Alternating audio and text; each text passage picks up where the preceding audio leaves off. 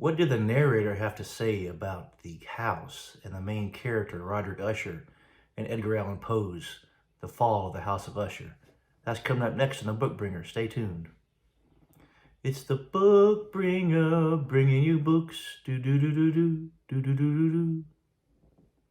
Hey, I'm John here. Welcome to The Book Bringer, another edition with excerpts from your favorite novels and books. Today we're looking at this guy, Edgar Allan Poe.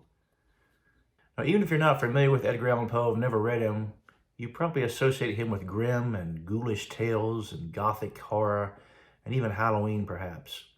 Well, today, The Fall of the House of Usher, we're going to look at a couple excerpts from that, some phrases that are just really wonderful. Listen to how he describes the house in The Fall of the House of Usher. An atmosphere which had no affinity with the air of heaven, but which had reeked up from the decayed trees and the gray wall and the silent tarn, a pestilent and mystic vapor, dull, sluggish, faintly discernible and leaden-hued. I really like that phrase, no affinity with the air of heaven. It just shows you how out of place this whole house is. What about Roderick Usher? What did he have to say about his old friend? His old friend didn't even look like himself. He'd been cooped up in this house for years and years and years. So listen to this description from the book. The now ghastly pallor of the skin and the now miraculous luster of the eye, above all things, startled and even awed me.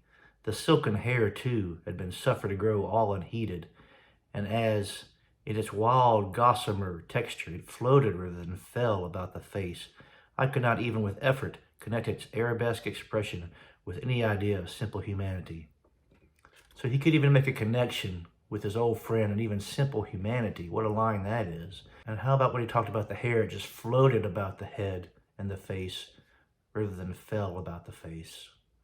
Great lines, great phrases from Edgar Allan Poe. Hey, I hope you've enjoyed these few excerpts from The Fall of the House of Usher, and stay tuned for more episodes from The Book Bringer.